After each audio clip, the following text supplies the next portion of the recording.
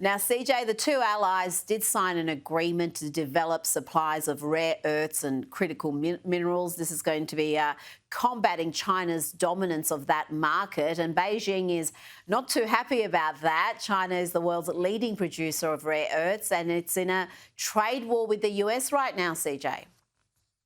You know, it is, but I think this underscores again President Trump's commitment to America first leadership all throughout the world. And so, we're not here to placate China. We're not here to play, second fiddle to them. We're going to continue to lead from the front. And again, I understand why this is so, I guess, discombobulating to the Chinese, because they dealt with folks like Joe Biden for 4 long, long years. But there is a new sheriff in town, and President Trump has made that clear. And he's willing to work with, our global partners all throughout the world to achieve exactly what he ran on and what the American people gave him a mandate to achieve in this past year's election. Now, sticking with trade and tariffs and the efforts of the Trump administration to bring manufacturing back to the US, let's hear from NVIDIA's CEO, Jensen Huang. This last week was a historic week. We manufactured the most advanced AI chips in the world, in the most advanced fab in the world, here in America for the first time. All of this started with President Trump wanted to reindustrialize the United States. His terrorist was a pressing agent in making this possible at the speed that we're doing. And now, shortly after less than a year, we're now manufacturing the most advanced chips for AI here in the United States. What other impacts are you seeing from these tariffs? Has it seen inflation jump up dramatically? Have we seen some of the consequences the so-called experts told us was going to happen almost immediately?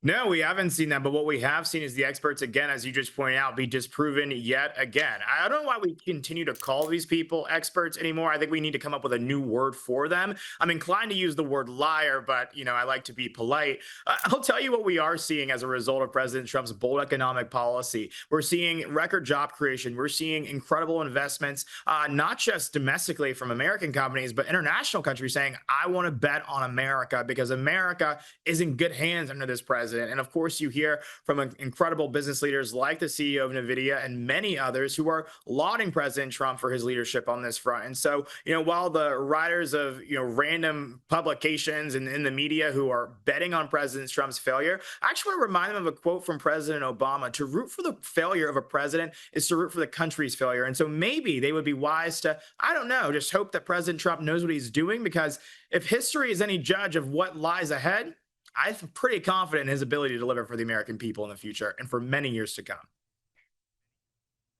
Well, I hope you're right. And let's end on some good news. The woke and woeful Cincinnati police chief, Terry Thigi, has been placed on administrative leave, and there's going to be an internal investigation on the effectiveness of her leadership in the Cincinnati Police Department.